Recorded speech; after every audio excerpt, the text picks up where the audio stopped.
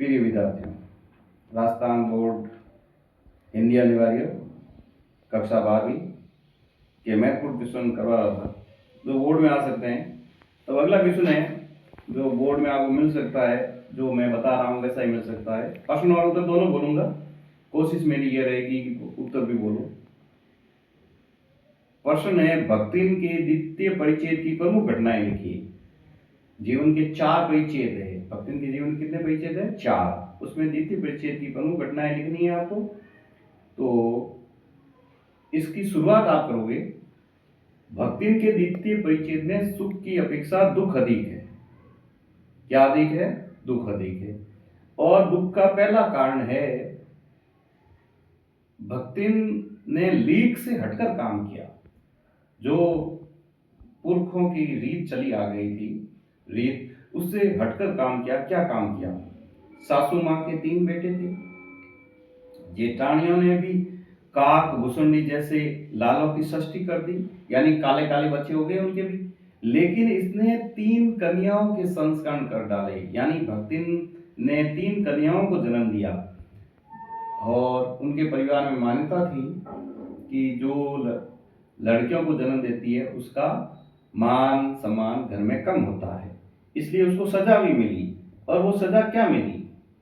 सजा ये मिली कि उसको काम करना पड़ता।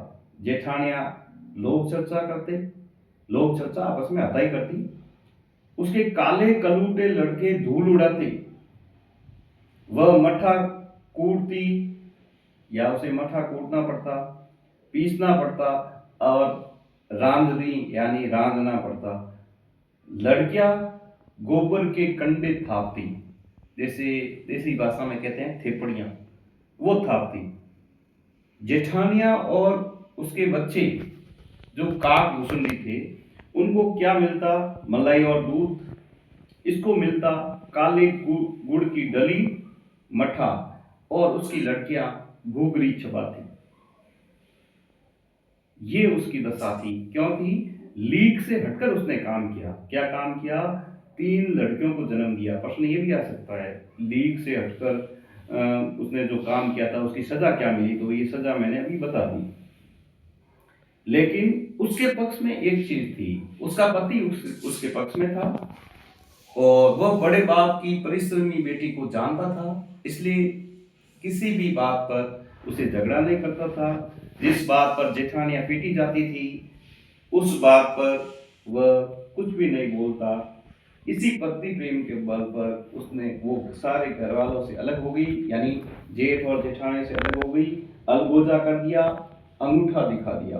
अलगोजा का मतलब अलग हो गई, अंगूठा दिखा दिया। अलग होने के बाद उसका फायदा बढ़ा।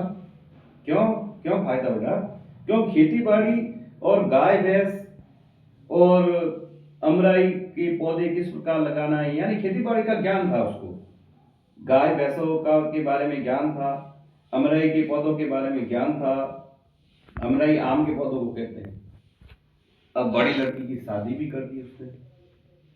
शादी की, उसके कुछ समय बाद उसके पति की मृत्यु हो गई। जब पति की मृत्यु हो गई तो उसकी उम्र थी 29 वर्ष और पति की 36 वर्ष। वो आज भी पति को बुढ़ो कहती है, क्योंकि उसका मानना है कि वो यहाँ बुढ़ी हो गई तो वो वहां स्वर्ग में भी बूढ़े हो गए होंगे, इसलिए बुढ़ो करके पुकारती है। ऐसा प्रश्न आ सकता है, बुढ़ो करके क्यों पुकारती है?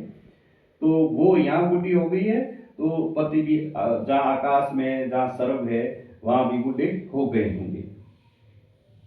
अब जब वो विधवा हो गई तो जेठ और जेठों के मुंह में पानी आ गया।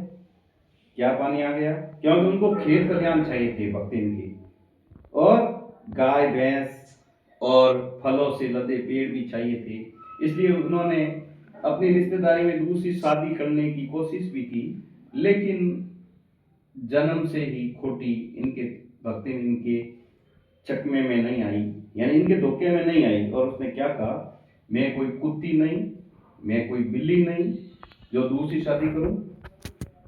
तुम्हारे छाती पर ऐसे ही मूंग करूंगी और राज करूंगी।